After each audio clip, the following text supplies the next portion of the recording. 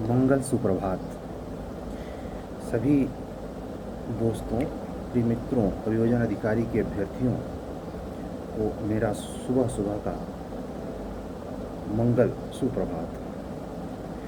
आप लोगों के लिए जो टेस्ट सीरीज के क्रम में 16 तारीख को साक्ष्य विधि का पेपर होना है, उसको संदर्भित सूचित करते हुए आपको काफ़ी दिनों के बाद हमने स्पेशल रिलीफ एक्ट को, जो यूपीएचजेएस को ध्यान में रखते हुए प्रारंभिक और मुख्य परीक्षा के तत्वावधान में शुरू किया था, उसका सेक्शन 10 और सेक्शन 11, सेक्शन 10 का रिलेशन पुराने में एक्ट में कैसे था और 2018 के संशोधन के बाद उसकी वस्तु स्थिति में क्या परिवर्तन हुआ है, इन दोनों के लिए आपको एक ब्रीफ, उस पर सरल भाषा में, सरल शब्दों में टिप्पणी प्रेषित कर रहा हूँ। आप लोग यूपीएचजेएस को ध्यान में रखते हुए जो अपकमिंग एग्ज़ाम है, आपको पता है रिजल्ट आ चुका है। दशहरे के पहले जस्ट या दशहरे के जस्ट बाद यूपीएचजेएस 2022 की वैकेंसी गजट होनी है। कितने नंबर में होनी है, किन कंडीशन पे होनी है, ये आपको भी थोड़ी प्रतीक्षा करनी पड़ेगी, थोड़ा सा सब्र रखना पड़ेगा। तो आइए आज हम लोग ये देखते हैं कि पुराने जो सिचुएशन थे सेक्शन 10 के संदर्भ में वो क्या थे, उसके बारे में थोड़ा सा देखते हैं। उसके बाद इसको आगे कंटिन्यू करते हैं। सेक्शन 10 जो पुराना था, उसका संबंध, वो अवस्थाएं इसमें बताई गई थी कि जिनमें संविदाओं के विशिष्ट अनुपालन का प्रवर्तन कराया जा सकता है। यानी हर संविदा का विनिर्दिष्ट अनुपालन नहीं संभव हो सकता। मैं आपको शुरू में ही बता चुका हूँ कि विनिर्दिष्ट अनुपालन का क्या मतलब है। जैसे को तैसा, जैसी क्षति हुई है हूँ बहू वही रेमेडी में प्राप्त हो जाए, इसे कहते हैं नहीं। इसे एक सामान्य अनुपालन होता है, उसी को कहते हैं विनिर्दिष्ट अनुपालन। इन निश्चित वही होना चाहिए जो हमारी प्रॉपर्टी का, हमारी चल अचल संपदा का जो नुकसान हुआ है, उसका विनिर्दिष्ट अनुपालन का अर्थ यही है कि हूबहू उसी अनुक्रम में वही चीज़ मुझे वापस प्राप्त हो जाए। तो पुराने में था कि सेक्शन 10 कहती थी कि जब तक, जहाँ तक इस अध्याय में अन्यथा उपबंधित हो, उसके सिवाय न्यायालय निम्नलिखित अवस्थाओं में अपने विवेकानुसार किसी भी संविदा का विनिर्दिष्ट अनुपालन करवा सकेगा। यानी ये जो बातें अभी मैं आगे बोलने वाला हूँ, इस पर अनुपालन मात्र इन्हीं कंडीशनों पे, यानी जो सेक्शन 10 में अलाउ हैं, किसी भी कोर्ट को एथराइज्ड कर रहा है सेक्शन 10 सिविल कोर्ट को कि ये इन्हीं कंडीशन पे जो अभी आगे बोलूँगा, अगर वो सिचुएशन है तभी कोई कोर्ट विनिर्दिष्ट अनुपालन करेगा, अन्यथा नहीं। हाँ, एक और स्थिति है, सेक्शन 10 की ये बातें नहीं हैं, ये कंडीशन नहीं है जो भी बोलने वाला हूँ। फिर भी अगर एक्ट में कहीं स्पेशल प्रोविज़न है कि नहीं, सेक्शन 10 अलाउ नहीं करता, लेकिन फिर भी कुछ कंडीशंस, यानी रिटन में वो चीज़ें हैं कि इसका अनुपालन विनिर्दिष्टता ही होगा, तो वो फिर सेक्शन 10 अलाउ ना होते हुए भी वहाँ विनिर्दिष्ट अनुपालन होगा। अन्यथा किसी भी प्रकार से कोर्ट रेमेडी जो है स्पेशल रिलीफ में नहीं करेगी। यानी आपको रिलीफ स्पेशली नहीं मिलने वाली। किन कंडीशन में मिलने वाली? या तो सेक्शन 10 में बताई गई कंडीशन में, और या तो ये जो चीज़ मैं पढ़ रहा हूँ, एक और याद दिला दूँ आपको, ओल्ड मेथड की ला है। 2018 के पहले सेक्शन 10 क्या था, इसका क्या संबंध था, ये मैं स्पष्ट कर रहा हूँ। और एक चीज़ और महत्वपूर्ण जाने, लॉ में क्या होता है, कनेक्शन, मैं शुरू से कहता आ रहा हूँ, कनेक्शन का बड़ा मायने है, लिंक करने का। तो वो कनेक्शन ये है कि जब सेक्शन 10 पढ़ें तो 14 जरूर पढ़ लें, क्योंकि इसी का एक पूरक सेक्शन है 14। यहाँ ये बता रहा है कि निम्न कंडीशन में ही विनिर्दिष्ट अनुपालन हो पाएगा, और सेक्शन 14 ये बताती है कि निम्न में ये नहीं हो पाएगा। तो हुआ ना पूरक, आधा अधूरा पढ़ने से 14 पढ़े तो 10 को भी ध्यान में रखें। तो 10 और 14 का एक विशेष कनेक्शन है एसआरए में, उसको एक साथ लेके पढ़ें। जो 2018 के बाद अपडेट धारा है संशोधन के बाद, उसमें सेक्शन 10, सेक्शन 14, सेक्शन 16 को भी ऐड किया है और सेक्शन 20 को भी ऐड किया है। अब इन 3 सेक्शन, यानी एक प्रकार से नई धारा अगर समझनी है सेक्शन 10, तो आपको सेक्शन 14 पहले आनी चाहिए, सेक्शन 16 पहले आनी चाहिए, सेक्शन 20 पहले आना चाहिए। तो अजीब नहीं लगता कि अभी अगर मान लीजिए कोई नए रूप से सारे पढ़ रहा हो तो उसको बड़ा अजीब अटपटा लगे। कानून में अटपटा लगने से कोई मतलब नहीं होता है। कानून की समझ को डेवलप करने के लिए आपको कितने तरीके खुद से और अन्य मार्गदर्शन से यूज करने होंगे, आपको इसकी इंतहा नहीं। आइए बात को आगे करें। तो ये कंडीशन जो पुराने लॉ में, पहले इसको समझ लेंगे तो नई समझने में सुविधा होगी, इसलिए मैं इसके शार्ट में विवेचन पुराने का कर रहा हूँ। सेक्शन 10 2018 संशोधन के पहले अलाउ करती थी कि निम्नलिखित कंडीशन में ही कोई कोर्ट किसी संविदा में हुए नुकसान के लिए विनिर्दिष्ट अनुपालन का ऑर्डर पास कर सकती है। पहला कंडीशन क्या था? क्षतिपूर्ति के निर्धारण के मापदंड का अभाव। पहला कंडीशन था क्षतिपूर्ति के निर्धारण के मापदंड का अभाव। कुछ संविधाएं ऐसे प्रकृति की होती हैं जिनका यदि विनिर्दिष्ट अनुपालन नहीं किया गया तो उसके बदले में क्षतिपूर्ति का निर्धारण नहीं किया जा सकता। इसको एक दृष्टांत से समझिए। आ और बा, ए या आ और बा के बीच एक एग्रीमेंट हुआ। एग्रीमेंट में आ ने बा से ऐसे चित्र क्रय करने को और बा ने आ को ऐसे चित्र विक्रय करने का वचन दिया जिसको बनाने वाले की मृत्यु हो चुकी है। यदि इस संविदा का विनिर्दिष्ट अनुपालन नहीं किया गया तो उस चित्र के बदले में क्षतिपूर्ति निर्धारित करने का कोई मापदंड नहीं होगा, क्योंकि वह दुर्लभ चित्र है जिसको बनाने वाला मर चुका है। कंडीशन देखिए, क्षतिपूर्ति के निर्धारण के मापदंड का अभाव।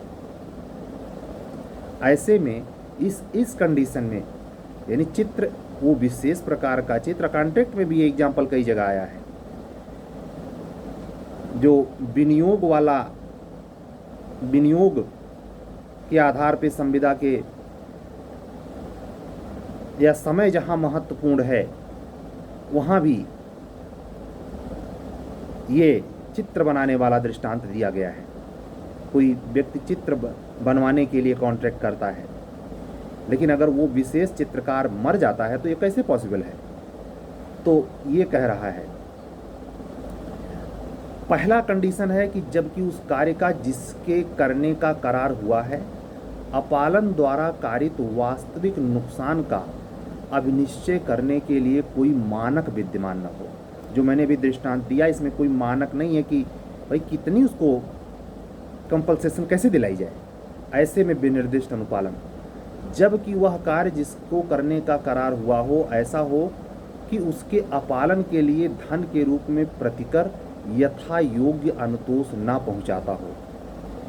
अब इसको आप कितना भी धन दिलवा दें, जैसे मैंने दृष्टांत दिया कंपल्सेशन में कि भाई चित्र नहीं बन पाया तो आप इतने पैसे ले लीजिए, उसकी कंपल्सेशन से उसकी क्षतिपूर्ति वास्तविक हो पाएगी? उसको तो चित्र ही चाहिए। तो आप देखिए इसी बात पे टिका हुआ है ना, जैसे को तैसा। तो एक कंडीशन ये हुआ। आर्थिक प्रतिकर पर्याप्त संतोष ना हो, इसमें भी एक एग्जाम्पल लेने लायक है। आ बा से रेलवे के कुछ विशिष्ट वर्जन के अंश क्रय करने की संविदा करता है। यहाँ एग्रीमेंट नहीं, यहाँ कॉन्ट्रैक्ट है, ध्यान दीजिए। आ बा से रेलवे के कुछ विशिष्ट वर्जन के अंश क्रय करने की संविदा करता है। बा अंश शेयर देने से इनकार कर देता है। आ बा को अंश देने के लिए बाध्य कर सकता है क्योंकि अंश सीमित मात्रा में है एवं बाजार में उपलब्ध नहीं है, अतः उनके बदले में दिया जाने वाला आर्थिक प्रतिकर पर्याप्त नहीं हो सकता। जिस रेलवे के विशिष्ट अर्जन के लिए शेयर का लेन देन हुआ है, वो शेयर बहुत लिमिटेड है, वो बहुत सीमित मात्रा में है मार्केट में। तो और अगर इसका विवाद बढ़ता है तो शेयर को हूबहू पाने के लिए कोर्ट केस होगा, और सिविल कोर्ट में इसी 10 के ग्राउंड पर कि इसका आर्थिक प्रतिकर, समुचित आर्थिक प्रतिकर नहीं दे हो सकता, इसलिए इसको रेमेडी स्पेशल रिलीफ में दिलवाई जाए। तो ये 2 बात हो गई। और तीसरी बात, जहां आर्थिक प्रतिकर प्राप्त करना असंभव हो, एक तो है जहां वो कार्य करने का करार हुआ जिसके पालन के लिए धन के रूप में प्रतिकर था योग्य अनुतोष ना पहुंचता हो, ये एग्जाम्पल हुआ। लेकिन एक कंडीशन ऐसी भी हो सकती है कि जहां ये इम्पॉसिबल हो। कैसे, उसको भी देखिए। जहां संविदा ऐसी हो जिसका विनिर्दिष्ट अनुपालन नहीं किया जाकर बदले में प्रतिकर दिया जाना हो, एवं वह प्रतिकर पर्याप्त भी हो परंतु उसका प्राप्त किया जाना असंभव हो, तो संविदा का विनिर्दिष्ट अनुपालन ही कराया जाएगा। ठीक है। तो ये चीज़ें जैसे 10, जब सेक्शन 10 हो तो ये 3 बातें एकदम दिमाग में एक सीक्वेंस में याद होनी चाहिए। पहला होना चाहिए, ऐसा कार्य जिसके करने का करार तो हुआ है लेकिन अपालन द्वारा कारित वास्तविक नुकसान का विनिश्चय करने के लिए कोई मानक विद्यमान नहीं है।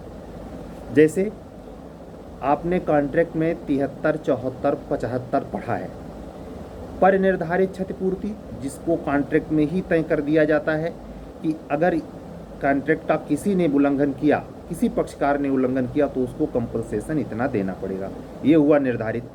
एक में निर्धारित नहीं है, अपरिनिर्धारित। ठीक है। 74, 75 में आप देखें एक मानक तय होता है, लेकिन यही एसआरए में इसी बात के लिए सेक्शन 10 अलाउ कर रही है जहां ये निर्धारण नहीं है, कोई निर्धारक मानक नहीं है कि इतना ही कंपनसेशन होगा, और वो कार्य की प्रकृति ऐसी है जिसके अपालन करने से उसको वास्तविक नुकसान होना चाहिए। तभी, ऐसे नहीं कि जिद्द बस, या जैसे कॉन्ट्रैक्ट में तमाम ऐसे पेचीदगियां हैं जहां लीगली आपकी राइट एथराइज्ड आपको करता है, लीगली राइट आपको पैदा हो जाता है कि आप कॉन्ट्रैक्ट में हुए नुकसान के लिए आप क्षतिपूर्ति का दावा करें। लेकिन यह सारे के लिए सेक्शन 10 लागू करती है, वास्तविक नुकसान होना चाहिए। वास्तविक नुकसान में आपको ये देखना पड़ेगा कि वो विनिर्दिष्टता प्रकृति का हो, जिसमें ये पहला कंडीशन कि कोई क्षतिपूर्ति के लिए मानक विद्यमान नहीं, एक लाइन में, एक शीर्षक में इसको कंटेंट रखें। और दूसरा, जबकि वह कार्य जिसके करने का करार हुआ हो ऐसा हो कि उसके अपालन के लिए धन के रूप में प्रतिकर यथा योग्य अनुतोष न पहुंचाता हो।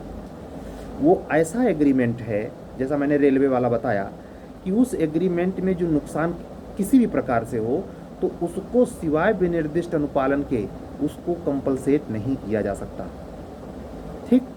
और तीसरा, जहां आर्थिक प्रतिकर द्वारा उपचार करना असंभव हो, तो इसको थोड़ा एक दृष्टांत के तौर पर देख लेते हैं तो समझ में चीज़ें आ जाएंगी।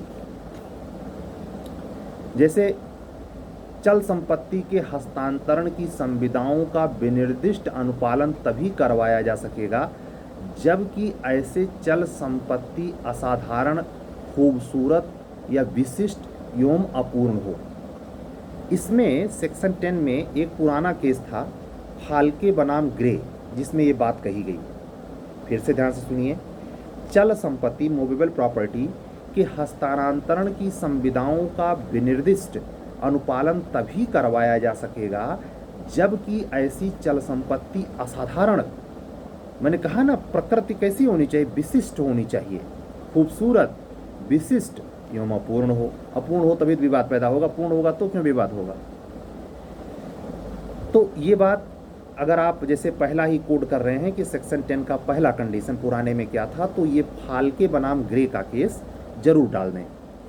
दूसरा उदाहरण, जैसे मान लीजिए कोई पार्टनरशिप हुई है, वहाँ भी अब सोचिए अभी हम कॉन्ट्रैक्ट की बात कर रहे थे, अभी पार्टनरशिप भी एक माइनर लॉ है, लेकिन उसके भी कंटेंट यहाँ मिलेंगे आपको। देखिए, किसी साझेदारी व्यापार के अंशों के विक्रय करने की संविदा का भी विशिष्ट अनुपालन कराया जा सकेगा। जब 4 पार्टनर मिलकर कोई कंपनी खड़ी कर रहे, कोई भागीदारी में कोई काम काज कर रहे, तो हर व्यक्ति का अपना शेयर होगा ना, अंश। शेयर का मतलब, अगर शेयर समझने में जो देहात वैसे पृष्ठभूमि से हैं, जो इस आर्थिक शब्दावली से परेशान हो रहे हैं, तो उनको शेयर को ऐसे समझना चाहिए, किसी पार्टनरशिप में अपना अंश। शेयर का मतलब अंश, हिस्सा। तो वही कह रहा है कि जब 4 कोई पार्टनरशिप में काम हुआ है और उसमें किसी अंश को बेच दिया गया है, पता ही नहीं उसको, और उसका अंश और लोगों ने मिलकर के बेच दिया, हुआ ना विवाद, तो इसको यानी उसको अपना शेयर चाहिए, उस शेयर के लिए वो विनिर्दिष्ट अनुपालन में सेक्शन 10 के आधार पर सूट फाइल कर सकता है। ठीक। और तीसरी बात, हाँ, ये बात जैसे ये हमने भी जस्ट बताई, ये डॉडसन बनाम डॉनी के केस से रिलेट है। डॉडसन बनाम डॉनी को आप कोड कर सकते हैं इसको लिखते वक्त। और तीसरा, विनिर्दिष्ट अनुपालन के बाद में डिक्री प्राप्त करने के लिए आवश्यक है कि पक्षकारों के बीच अंतिम तथा निश्चयात्मक संविदा विद्यमान हो। इस तथ्य को साबित करने का भार वादी पर होगा। मैंने कहा ना, ऐसा नहीं होना चाहिए कि कॉन्ट्रैक्ट का रूप ही नहीं ले पाया है, एग्रीमेंट ही रह गया है। एग्रीमेंट ना रह जाए, वो कॉन्ट्रैक्ट के रूप में आ जाए, तभी कंपनसेशन की बात आती है। ये तो कॉन्ट्रैक्ट भी अलाउ करता है। से करार प्रवर्तनीय नहीं है, संविदा प्रवर्तनीय है।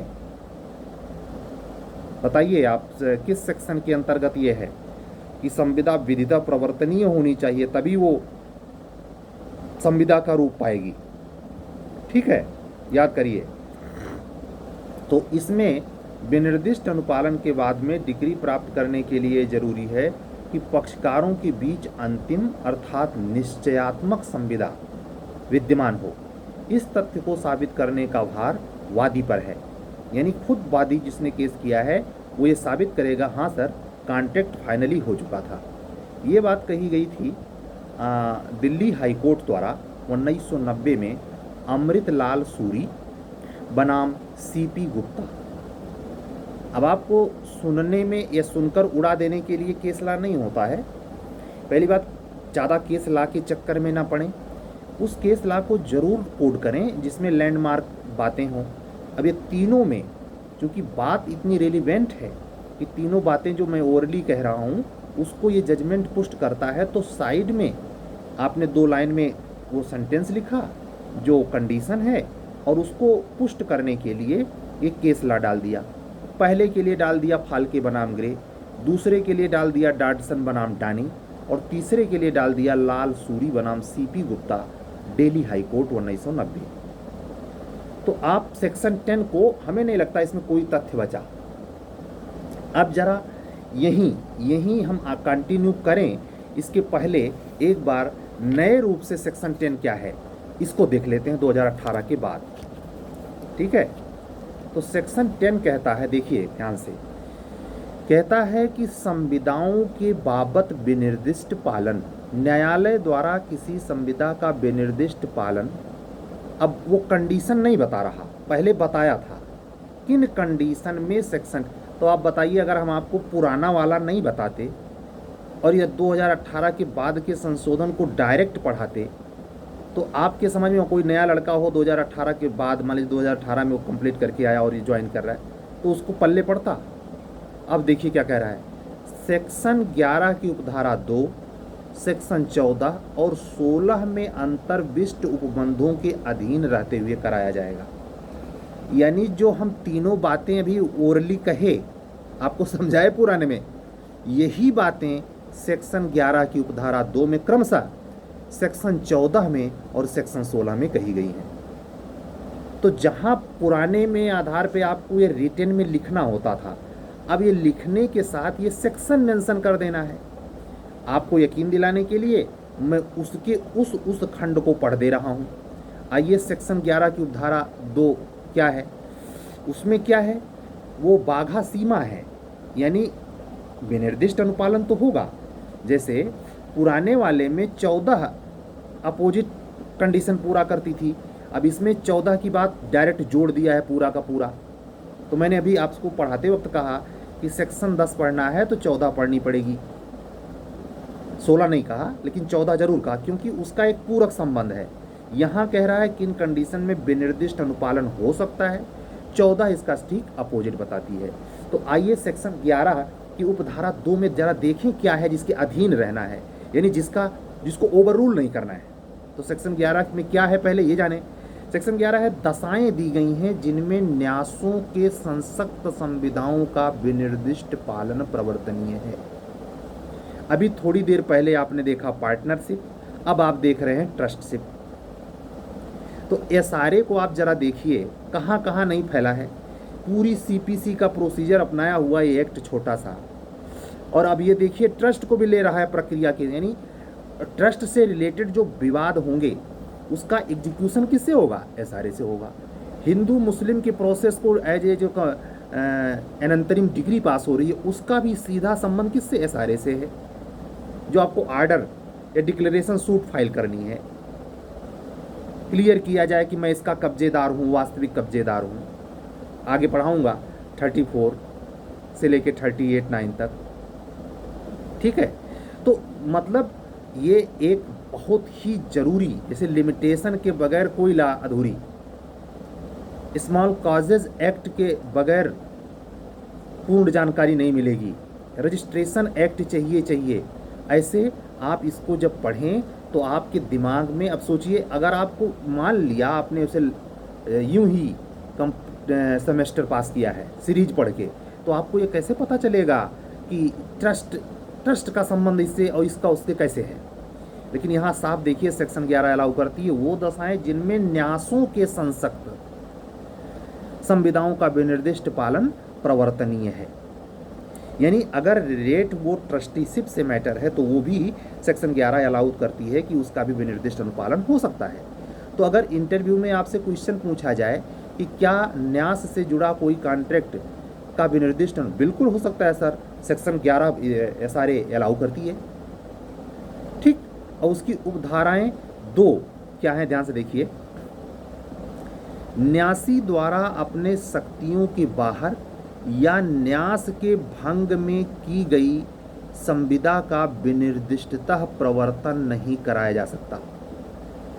यानी ये सारे 11 की उपधारा 2 ये कन्फर्म करती है, जैसे मैं कह रहा हूँ सारे संविदा का विनिर्देश अनुपालन नहीं हो सकता, वो सेक्शन 10 ऑलरेडी बता रही है। ऐसे सेक्शन 11 ये कन्फर्म करती है कि यसारे से रिलेटेड कॉन्ट्रैक्ट का विनिर्दिष्ट अनुपालन तो हो सकता है, लेकिन 11 की ही उपधारा 2 कह रही है क्या, कि अगर न्यासी है, ट्रस्टी है और वो अपने पावर से बाहर जाकर के कोई कार्य कर देता है और उसका भंग की गई संविदा का, तो फिर उस रिवोकेशन पर रेमेडी एसआरए से नहीं मिलाई जाएगी।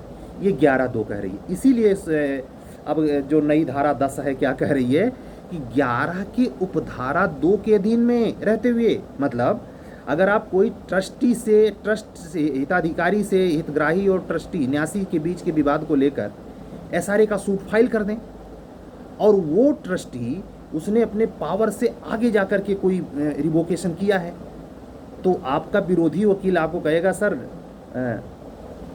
मिस्टर काउंसिल को ये पता ही नहीं है कि 2018 में संशोधन के बाद इस पर बैरिकेटिंग लगी है, 11 की उपधारा इसको रोकती है, ये सूट रिजेक्ट करने लायक है सर, इनका ग्राउंड ही नहीं बनता है सारे इसमें इसको फाइल करें। तो ये जब चीज़ें आप पढ़ें तो किताबी नहीं होना चाहिए, इसी को कहते हैं, इसलिए किताबी लोग फेल हो जाते हैं। खास करके आप जान लीजिए जूनियर डिवीज़न में तो काम चल जाएगा, लेकिन एचजेएस वाले एग्ज़ाम में बिल्कुल आपकी बत्ती गुल कर देगा। सोचिए वो रूलिंग पर केंद्रित हो गया है। हाई कोर्ट का जो न्यायमूर्ति हैं या प्रोफेसर जो कापियाँ चेक कर रहे हैं, बहुत विशद में नहीं, आप उसका क्लियर फैक्ट बताएं और अगर लैंडमार्क जजमेंट रूलिंग कोई है उसमें तो वो डाल दें। अब इसी को आप समझ गए। 11 की उपधारा क्यों 10 के लिए, वर्तमान 10 की धारा को समझने के लिए 11 की उपधारा 2 समझना जरूरी है। क्यों? क्योंकि ट्रस्टी अगर किसी ट्रस्ट से रिलेटेड का मैटर है, कॉन्ट्रैक्ट का रिवोकेशन हुआ है, तो उसमें वो जो ट्रस्टी है वो अपने पावर के अगेंस्ट बाहर जा कर के कोई उल्लंघन किया है तो उसका एसआरए में रेमेडी उपलब्ध नहीं है। कहाँ ये कहा गया? 11 की उपधारा 2। अब आइए 14 में क्या है। 14 बात करती है ऐसी संविदाएं जो विनिर्दिष्टतः प्रवर्तनीय नहीं है। मैंने कहा ना, ये इसमें कोई खास बदलाव अंदर जा कर के किया है। पहले ये भी ऐसे नहीं था। सेक्शन 14 थोड़ी बड़ी धारा थी, अब इसको शॉर्ट, जैसे सेक्शन 10 थोड़ी बड़ी धारा थी, इसको भी शॉर्ट कर दिया। शब्दों की कमी तो हो गई लेकिन समझ बढ़ गई, और समझ के लिए आपको नया पुराना सब पढ़ना पड़ेगा, नहीं तो आप समझ नहीं पाएंगे। तो सेक्शन 14 देखिए क्या कहती है, ऐसी संविधाएं जिसका विनिर्दिष्टता प्रवर्तनीय नहीं है। तो आप तो इससे ही समझ गए कि सेक्शन 14 के केवल शीर्षक से ही बात समझ में आ गई। जैसा मैं शुरू से पढ़ा रहा हूँ कि 10 पढ़िए तो 14 का कनेक्शन है, क्योंकि इसके पूरक धारा है वो, इसमें वो कंडीशन बताई गई है। अब शार्ट में मैं बता दे रहा हूँ, जब 14 पढ़ाऊँगा तो फुल डिटेल में इसको समझाऊँगा, लेकिन यहाँ इतना समझिए कि 4 कंडीशन है। 14 की उपधारा 1 में 4 शर्तें हैं। अगर वो शर्तें हैं तो उसका प्रवर्तन नहीं हो सकता विनिर्दिष्टता। पहला, अगर उसका अनुपालन, उस कॉन्ट्रैक्ट का अनुपालन सेक्शन 20 के उपबंधों के अनुसार हो गया है। तो जब मैं संक्षिप्त रूप से पहले बोल रहा था तो आपको बता रहा था कि जब 14 पढ़ेंगे तो ऑटोमेटिक सेक्शन 20 भी आ जाएगा। तो सेक्शन 10 में तो मेंशन नहीं है 20, लेकिन 14 के चक्कर में सेक्शन 20 भी पढ़ना है। अब आप बताइए, हम आपको सेक्शन 10 ही पढ़ा रहे हैं, अब एकाएक कूद के हम सेक्शन 20 में चले गए, तो नया बच्चा कोई भी पढ़ता है, ये कैसा है, कितना उलझाऊ है, दिमाग खराब हो जाता है। और ला में ये भी मत समझिए कि चीज़ें आरोही क्रम में लिखी गई हैं, ऐसा नहीं है। लिखा गया है एक सीधा, लिखा भी नहीं जा सकता सारी बातों को आरोही क्रम में, क्योंकि किसी का संबंध किसी से अपेक्षाकृत अनुपातिक रूप से ज़्यादा जुड़ता है और किसी में आनुपातिक रूप से कम जुड़ता है, ठीक है। और दूसरी बात, यानी सेक्शन 20 इसलिए सेक्शन 14 से कनेक्ट हो रहा है, पहली ही कंडीशन है कि उसका विनिर्दिष्ट अनुपालन नहीं हो पाएगा अगर उसका अनुपालन सेक्शन 20 यानी प्रतिस्थापित, यानी विनिर्दिष्ट के जगह पे किसी और माध्यम से अनुपालन हो गया। वो सेक्शन 20 बताता है उस प्रतिस्थापित पालन। ये पूछा था एचजीएस में 2020 में, मुख्य परीक्षा में पूछा, तो आप हल्के मत लीजिए। 10 नंबर का सवाल, 10 से 20 नंबर का सवाल मुख्य परीक्षा में पूछ रहे हैं। जूनियर डिवीजन में भी यही हाल है, ठीक है। और प्री में इससे 1 या 2 सवाल पूछते हैं, पूरे एक्ट से 1 या 2 सवाल आएगा, इससे ज़्यादा नहीं। 3 तो नहीं पूछा कभी, 1 या 2, ये सारे से। लेकिन यही 2 सेक्शन पढ़ने के लिए आप इतने 2 नंबर सही करने के लिए आपको ये सारे एक्ट के सारे भाग, सारे सेक्शन में क्या है रटना पड़ेगा, समझना पड़ेगा। सॉरी, मेरे मुंह से गलत शब्द निकला, मैं रटने के पक्ष में तो बिल्कुल नहीं, क्योंकि आप रटने की बात तब आती है जब समझ पाएँ, बगैर समझे क्या रटेंगे। मैं ये नहीं कहता कि सिर्फ समझने से ही काम चल जाएगा, कितनों समझे हों और चीज़ें आपकी ज़ुबान पर नहीं हों तो समझ 2 खाक की हो जाएगी। समझ तब काम करेगी, रटने की प्रवृत्ति आपकी तब सार्थक होगी, कारगर होगी, जब आप समझ के ला पढ़ेंगे, सरल हो जाएगा वो, ठीक है। तो आइए देखते हैं दूसरा पॉइंट क्या है। कोई ऐसी संविदा है जिसके पालन में ऐसे किसी निरंतर कर्तव्य का पालन अंतर्वलित है जिसका न्यायालय पर्यवेक्षण नहीं कर सकता। कोई आदमी जाए, उसका फ़ोन लाइन डेड है और कोर्ट में अर्जी लगाए, क्या सर कोर्ट आर्डर पास करे और कोर्ट मॉनिटर करे कि हमारा फ़ोन फिर कभी गड़बड़ ना हो, ये पॉसिबल है? ये पॉसिबल है? ज़रा सोचिए। तो इसका विनिर्दिष्ट अनुपालन नहीं हो सकता। तो छोटे से एग्जाम्पल में ये पूरी बात समझ में आ गई। तीसरा, पक्षकारों की व्यक्तिगत अहर्ताओं पर वो इतना निर्भर है कि न्यायालय उसके तात्विक निबंधनों को विनिर्दिष्ट पालन नहीं करा सकता। इसके द्वारा क्या होता है, उसके अहर्ताओं पर। तो अभी आपने देखा व्यक्तिगत अहर्ता, चित्र वाला जो एग्जाम्पल हम सेक्शन 10 में दे रहे थे आपको, कि कोई आदमी एक चित्रकार से चित्र बनवाने का कॉन्ट्रैक्ट किया, कॉन्ट्रैक्ट हो गया, जब वो एग्जीक्यूट करने की बारी आई तो चित्रकार मर गया। अब वो विशिष्ट चित्र, वो विशिष्ट चित्रकार है बना सकता है भाई, तो ये उसके स्पेशल क्वालिटी पे है। जैसे किसी नर्तकी को विशेष तौर पे वो बहुत फेमस है और उसको आपने अपने किसी मांगलिक कार्यक्रम में या कोई शादी समारोह या कोई भी है तो उसमें आपने एज ए आर्केस्ट्रा उसको कॉन्ट्रैक्ट हुआ कि आपको हमारे यहाँ, वो कॉन्ट्रैक्ट उसने किया, उस दिन वो बीमार पड़ गई, तो अब दूसरे को नहीं, और मांग उसी की है, तो स्पेशल कैरेक्टर यानी स्पेशल आहारता वाली अगर बात है तो उसका विनिर्दिष्ट अनुपालन उसके ना रहने पर नहीं कराया जा सकता। ठीक है, ये कंडीशन। और चौथी, कोई ऐसी संविदा जो अवधारणीय प्रकृति की है। ये जो अवधारणीय प्रकृति का मतलब आप थोड़ा सा जब पार्टनरशिप पढ़ेंगे तो उसमें एक शब्द आता है इच्छाधीन भागीदारी, जिसका कोई समय निश्चित नहीं होता, जिसमें कोई तिथि तय नहीं होती।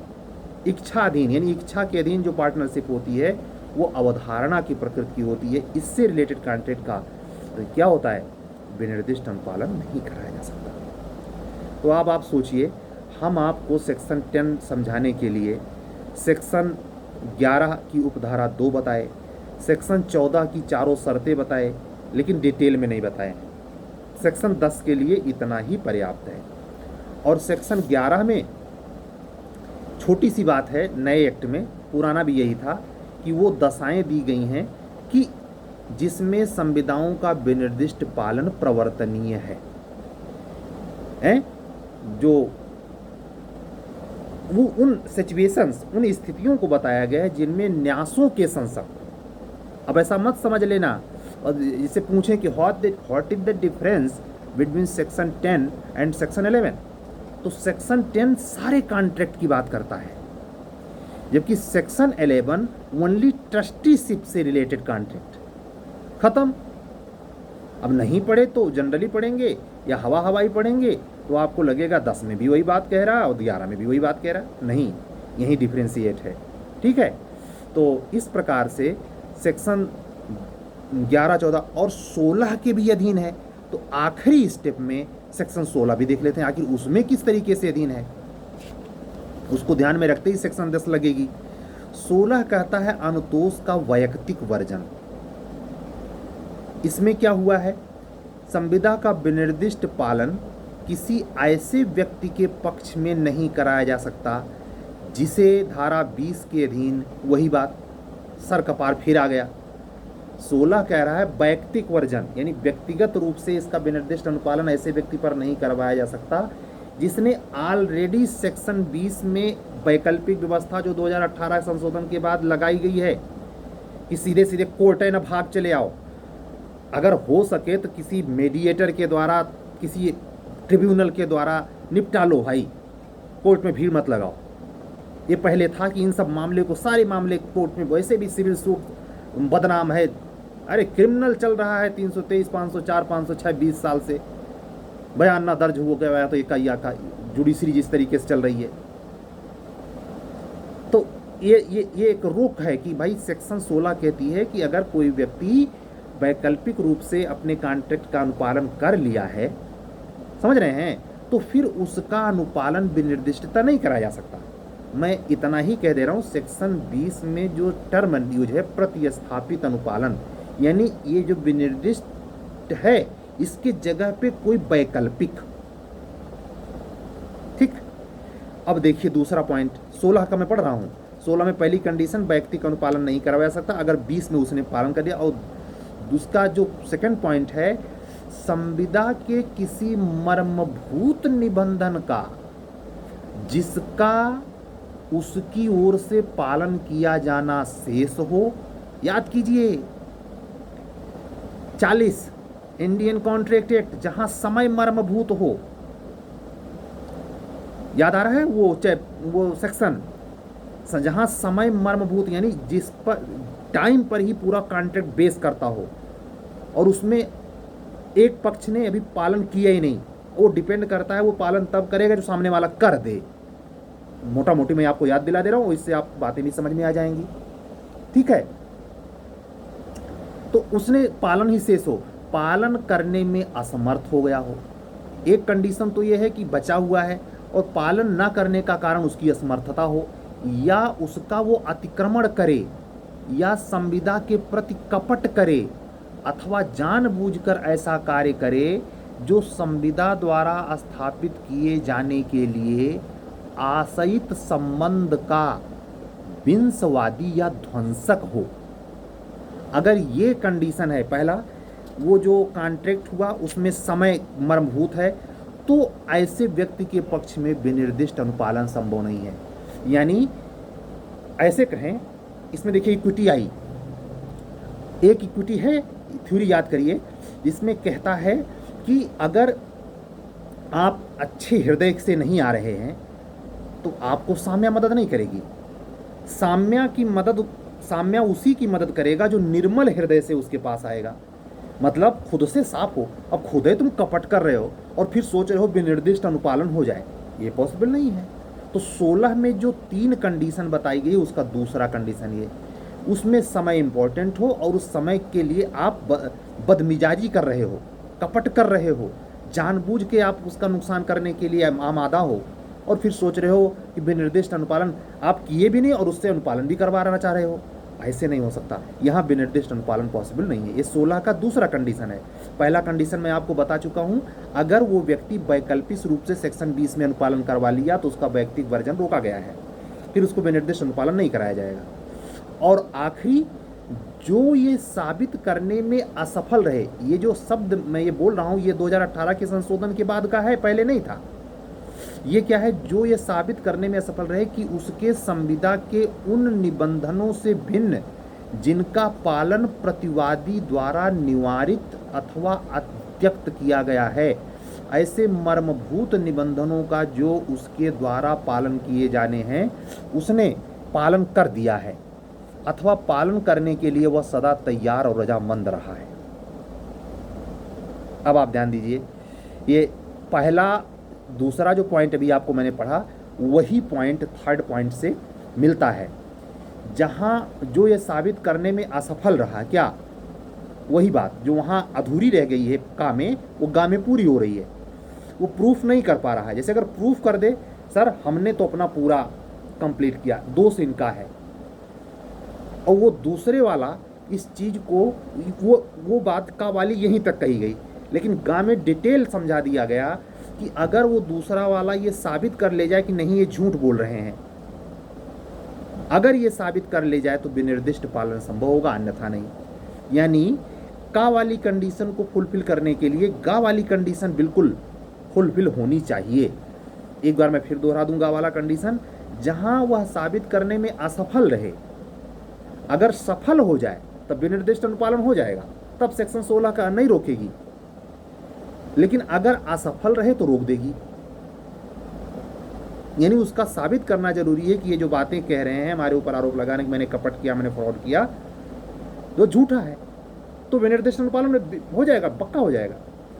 तो आप सोचें कि अगर सेक्शन 16 एक का खा पढ़ के आप रह गए, गा जानकारी में नहीं है, तब भी आपका उत्तर गड़बड़ा जाएगा और आपके दिमाग में भ्रम रहेगा, तो गा भी जरूरी है। तो इन 3 कंडीशन को अब आपने देखा, सेक्शन 10 अब जाके कंप्लीट हो पा रही है कि सेक्शन 20 को भी आप देखें, सेक्शन 11 की उपधारा 2 देखें, क्योंकि सेक्शन 10 स्वतंत्र नहीं है, यानी हर संविदा का अनुपालन संभव नहीं है। एक तो वैसे ही बैरिकेटिंग करता था, तो पहले यही बात 3 शर्तों में जो कही गई थी उसको वर्तमान 2018 की संशोधित उपधारा में 10 क्या कह रही है कि सेक्शन 11 की उपधारा 2, सेक्शन 14 और सेक्शन 16, इस 3 सेक्शन के अधीन रहते हुए विनिर्दिष्ट अनुपालन कराया जा सकता है। तो 3 बातें तो आज भी हैं, लेकिन उसको स्पष्टली अग्रिम सेक्शन से जोड़ दिया गया है, जैसा पूर्व में नहीं था, बल्कि ऑलरेडी वो कंडीशन लिखा गया था। ये रहा सेक्शन 10 और 11 को भी शार्ट में मैंने ब्रीफ किया है, लेकिन फिर भी लगभग ये 40 मिनट का वीडियो। बताइए, एक सेक्शन पढ़ाने में 40 मिनट लगा। आप जानते हैं सेमेस्टर में 40 मिनट का 1 घंटा होता था, और हमारे टीचर कैसे हैं कि 40 मिनट में ये सारे ही खत्म कर देंगे। तो जितना ज़्यादा समय उतनी ज़्यादा समझ और उतनी ज़्यादा सरलता। पढ़ाना ही कोई नहीं चाहता, बच्चे पढ़ना भी नहीं चाहते, बच्चों को भी जैसे सेमेस्टर से डिग्री ले लिए हैं वैसे कंपटीशन में नौकरी चाहते हैं। यहाँ भैया ये नहीं चलता। ऊपर से जो भ्रष्टाचार के सुनी अनसुनी बातें सुनने को मिलती हैं कि आप ये सब पढ़ के लिख करके आएँ और लास्ट में पता चला सिलेक्शन इसलिए नहीं हो पाया है क्योंकि संस्था ने भ्रष्टाचार का सहारा लिया। जरा सोचिए क्या बीतती है, बढ़ती हुई उम्र, सामाजिक दबाव, क्या क्या नहीं गुजरता। तो ज़्यादा वीडियो लंबी हो जा रही है, लेकिन हमारे वो मित्र बंधु, वो लोग जो इसको कंडीशन को फुलफिल करें, वो इस वीडियो को सुनने के प्रति यूपी एचजेएस प्री और मेन को फोकस करके है। जो भी बच्चे 35 या एचजेएस देने लायक हैं, मैं आग्रह करूंगा वो इसको ज़रूर हमारे इस 40 मिनट के लेक्चर को 42 मिनट के लेक्चर को ध्यान से सुनें और ये तुलना करें या ये समझने की कोशिश करें कि हमारे समझाने के तरीके में कितनी सुविधा है, क्या इसमें परिवर्तन होना चाहिए। खास करके ये मेरा टोटल लेक्चर हिंदी माध्यम के स्टूडेंट हुआ लेकर है, जो बेचारे सबसे ज़्यादा दबे कुचले पिछड़े, उनके लिए न संसाधन, न कोई टीचर, न कोई सामग्री, न उनका कोई ग्रुप। अब तो मार्केट में ये भी चल रहा है, अभी कल हिंदी 14 सितंबर था, मैं 15 सितंबर को ये रिकॉर्ड कर रहा हूँ, तो हिंदी का आप देख चुके हैं कि क्या क्या कंडीशन रही है। ठीक है, तो ये सब हिंदी बेचारी की श्रेणी में है। सिलेक्शन का भी वही माध्यम है, लोग हिंदी पढ़ने नहीं चाह रहे। नेता लोग बड़े बोलते रहे, नेता लोगों की बोलने से कुछ नहीं होने वाला, करने का वो होना चाहिए। कल मैंने देखा कि गृह मंत्री सूरत में बोल रहे थे भाषा पर, लगभग आधे घंटे बोले होंगे, लेकिन उनकी हिम्मत ये ना पड़ी कि सुप्रीम कोर्ट और हाई कोर्ट का न्याय विभाग भी अंग्रेजी में काम कर रहा है, ना बोले डर के मारे। हम लोग जुडिशरी की फील्ड में जान ही रहे हैं सब तमाशा, क्या कुछ बोलना माननीय है भाई, जिसकी लाठी उसकी भैंस वाला हाल है। चलिए वीडियो को कंप्लीट करते हैं और एक चीज़ ध्यान रखते हैं कि जो हमसे नए रूप से सब्सक्राइबर जुड़ रहे हैं उनका मेरा नंबर 7705090393 व्हाट्सअप वाला कनेक्ट करें, उस पर मैसेज करें और हमसे जुड़ने के लिए, हमसे अगर टीचिंग चाहते हैं या हमसे अगर यूपी एपीओ के संदर्भ में टेस्ट सीरीज ज्वाइन करना चाहते हैं, जो 16 सितंबर को एविडेंस एक्ट पे होने जा रहा है, जो लोग हैं वो एविडेंस एक्ट देंगे और उस पर परीक्षा होगी। और जो नए जुड़ रहे हैं उनका प्रक्रम वही है पुराना, यानी पहले उनको सीआरपीसी पुलिस एक्ट और रेगुलेशन का टेस्ट देना है। सबको मेरा साधुवाद, बहुत बहुत शुभकामनाएं। आपकी सफलता की उज्जवल भविष्य की कामना करता हूं, साथ ही सबका अभिवादन भी करता हूं। आप हमारे चैनल को सब्सक्राइब करें, लाइक करें और कमेंट भी करें, तथा अपने मित्रों में जो कानून से जुड़े हुए हों, जो अभियोजन अधिकारी, न्यायिक सेवा से जुड़े हुए हों, परीक्षार्थी हों, उन तक जरूर पहुंचाएं। आपके प्रति मेरा अनुग्रह, अनुकरणीय और विनम्र सुशील भाव प्रेषित करते हुए मुझे ये भी हर्ष हो रहा है कि आपका स्नेह हमें बना हुआ है और ऐसे ही बना रहे। सत्यमेव जयते।